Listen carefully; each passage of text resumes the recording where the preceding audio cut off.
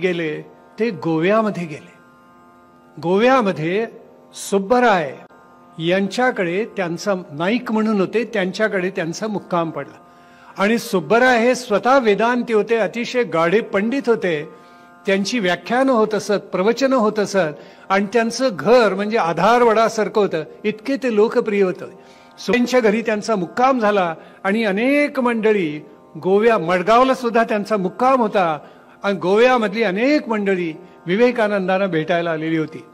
त्या कालखंडामध्ये असलेली गोव्यामधली सगळी मंदिरं स्वामीजींनी पाहिली।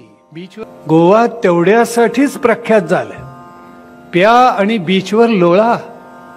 गोमंतकी परशुरामाची भूमी, अपरांत भूमी म्हणतो आपण त्याला।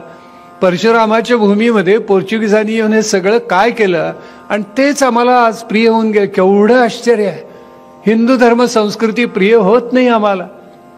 तांबडी सुरलाला महादेव मंदिर इतकं अप्रतिम आहे, इतकं सुंदर आहे, जाऊन बघा, आनंदाने मन भरेल।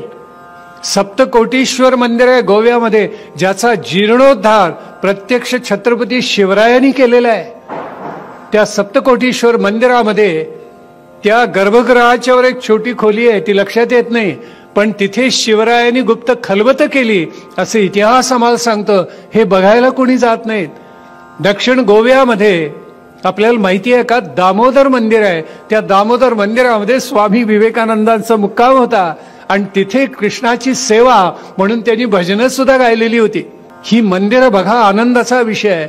सुब्बरायांच्याकडे ते होते खाप्रमाम पर्वतकर, त्यावेळेचे प्रख्यात पखावज वादक, हे गोव्यामध्येच होते। आणि एका कार्यक्रमामध्ये स्वामीजींची त्यांची भेट झाली आणि या प्रतिम पखावज वाजवत असत। आजही असं म्हणतात की त्यांच्यासारखा पखावज वादक आजपर्यंत झाला नाही।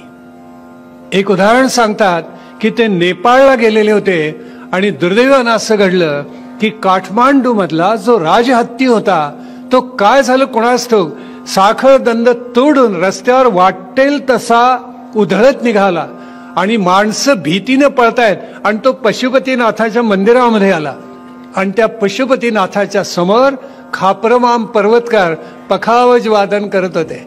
आणि या पखावज वाजनामध्ये गजराज या नावाची एक परण आहे, तीच ते वाजवत होते।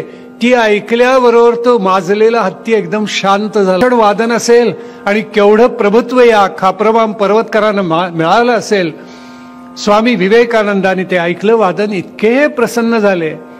पण खाप्रमामांना हळूच म्हणाले आणि खाप्रमामांनी त्याने मिठी घातली, धन्य झालो म्हणाले आज। आणि दोघांची पराकोटीची मैत्री। परवरीला आमची अशीच विवेकानंदांची प्रवचनमाला झाली आणि एक गृहस्थ आले आणि माझे दोन्ही हात हातात घेऊन इतके रडले की विचारू नका। त्यांना बसवलं, शांत केलं, पाणी प्यायला दिलं। हो म्हटलं काय झालं तुम्हाला, तर त्यांनी सांगितलं, म्हणाली इतके येतात पण कोणीही खाप्रमामांची आठवण सांगत नाहीत। विवेकानंदांचं चरित्र सांगतात पण खाप्रमामांची आठवण गोव्यातली कोणीही सांगत नाही। तुम्ही सांगितलीत, मला अतिशय आनंद झाला। मी त्यांचा नातू। कोण कुठे माणसं कशी भेट